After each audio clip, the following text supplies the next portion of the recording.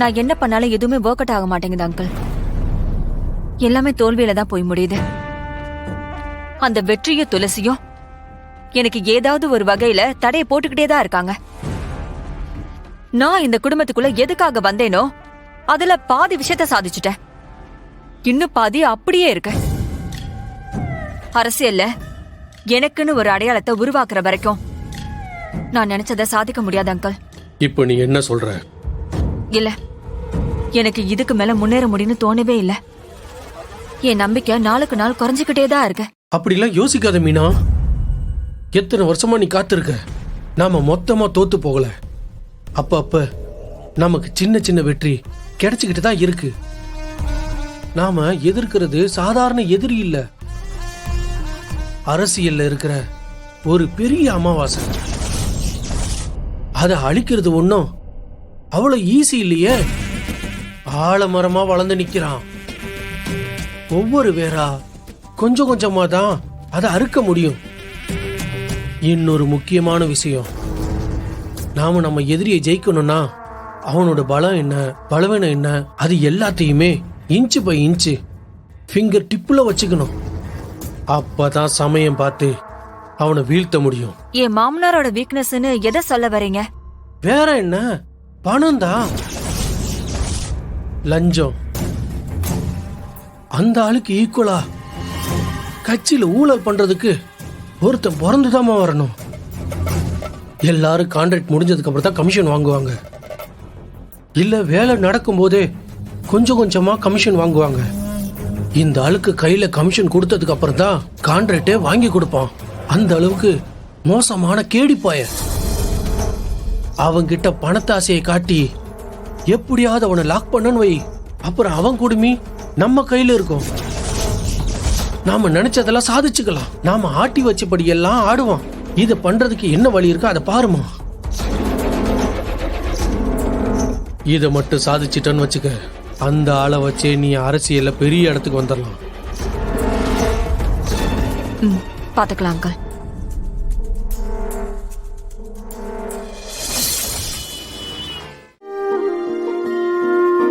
அஞ்சலிமா, எப்படி இருக்கிற? ஒரு விஷயம் தெரியுமா, ஒரு நல்ல பொண்டாட்டிக்கு ஒரு புருஷனா ஒரு பிஏவா இருக்கிறதுல எனக்கு எந்த விதமான ஆட்சேபமும் கிடையாது.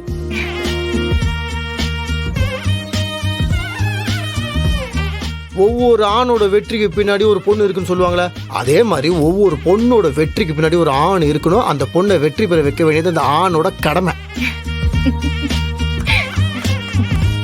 அதை நான் செய்வேன், ஓகேவா? நீயும் அக்கா மாதிரி பெரிய ஆளா வருவ. மா, இனிமே உங்க 2 பேர் வாழ்க்கையிலயும் நீங்க நினைக்கிறதெல்லாம் நல்லதாவே நடக்குமா? தேங்க்யூமா. சரி, கோயிலுக்கு போய் சாமி கும்பிட்டுட்டு வந்துருங்க. என்னம்மா, ஒருத்தர் கண்ணு மாதிரி ஒருத்தர் கண்ணு இருக்காது என்ன? சரிம்மா. சரிம்மா, பாய் பாய், எல்லாருக்கும் பாய்.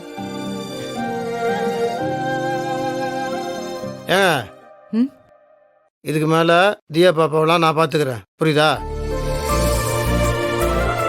நீங்க எங்களை பாத்துக்கிற வேலைலாம் ஒண்ணு வேணாம்.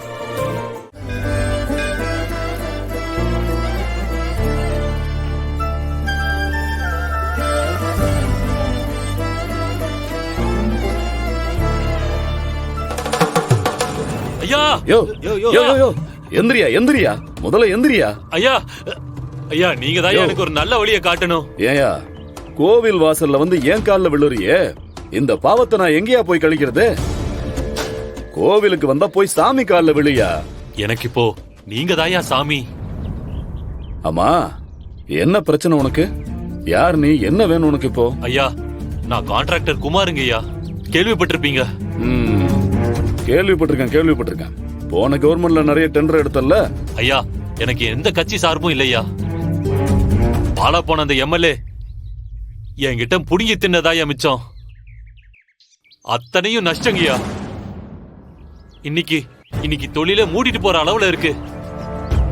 உங்களை பத்தி கேள்விப்பட்டங்கய்யா. நீங்க தாயா நம்ம ஏரியாக்கு வர ரோடு கான்ட்ராக்ட எனக்கு ஒதுக்கி கொடுக்கணும். யோ, அதெல்லாம் என்கிட்ட இல்லையா, என்ன பேசுற நீ? அப்படி சொல்லாதீங்க ஐயா. கோயில் வாசல்ல வந்து நின்னு கேட்டா தெய்வம் அருள் கொடுக்கற மாதிரி நீங்க கேட்டதை கொடுப்பீங்கன்னு நான் கேள்விப்பட்டிருக்கேன். கொஞ்சம் என்ன காப்பாத்துங்க ஐயா. கோடி கணக்குல எனக்கு கடன் இருக்குங்க ஐயா. குடும்பமே தலைமறைவு ஆகிற நிலைமைக்கு நாங்க வந்துட்டோங்க ஐயா. இந்த தொழிலை தொடர்ச்சியா நடத்தினா மட்டும்தான் என்னால வாழ முடியும் ஐயா. அதுக்காக உங்களுக்கு நான் எதுவும் தராம இருக்க மாட்டேங்கய்யா. உங்களுக்கு தர வேண்டிய கமிஷனை கான்ட்ராக்ட் ஆரம்பிக்கிறதுக்கு முன்னாடியே தந்துடுறீங்க. யோ வாய முடியா? என்ன மைக் செட் வச்சு சொல்லுவ போல இருக்கு? இல்லையா, அது வந்து யோ நிறுத்தியா? அது இதெல்லாம் பேசுறதுக்கு ஒரு இடம் பொருள் ஏவல் வேண்டாம். இப்படிதான் பப்ளிக்கா கோவில்ல வந்து பேசிக்கிட்டு இருப்பியா? இல்லையா, என்ன பண்றதுன்னு எனக்கு தெரியலங்கய்யா. அதுக்காக இப்படிதான் பப்ளிக்கா வந்து பேசிட்டு இருப்பியா? யாராவது எதிர்கட்சிக்காரன் பார்த்தானா என் பேர் என்ன வருது, ரிப்பேர் ஆயிடுது? சரியான ஆளியா நீ? இதெல்லாம் தனியா இருக்கும்போது நேரா வந்து பார்த்து பேசுற விஷயம் இது. போன்ல உங்களுக்கு பல தடவை முயற்சி பண்ணிட்டீங்கயா, நீங்க போனே எடுக்கலைங்கய்யா. இதோ உங்க பிஏ தான் எடுத்து பேசுவாரு. சரியா பதில் சொல்லாம தட்டி கழிச்சுக்கிட்டே இருந்தாரு. இல்லைங்கய்யா, உங்களுக்கு ஏகப்பட்ட கமிட்மெண்ட் இருக்கு. இந்த மாதிரி விஷயத்தை எல்லாம் என்கரேஜ் பண்ண வேணாம்னு நினைச்சேன்யா. ஏய், அத நீ முடிவு பண்ணக்கூடாது, புரியுதா? சரிங்கய்யா. அதுதாங்கய்யா, உங்களை நேர்ல சந்திக்கலான்னு இன்னைக்கே கூட கமிஷனை இன்னைக்கே கூட கொடுத்துறீங்கயா. யோ, என்ன? சரி, நீ கிளம்பு. அப்புறமா எங்க மீட் பண்ணலாம்னு சொல்றேன். அப்புறம் பேசிக்கலாம் மத்த விஷயத்தெல்லாம். இப்ப கிளம்பு. சரிங்கய்யா, ரொம்ப நன்றிங்கய்யா.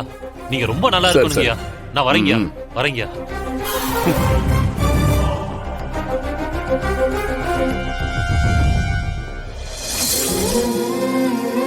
ஐயா வணக்கம் ஐயா. வாங்க.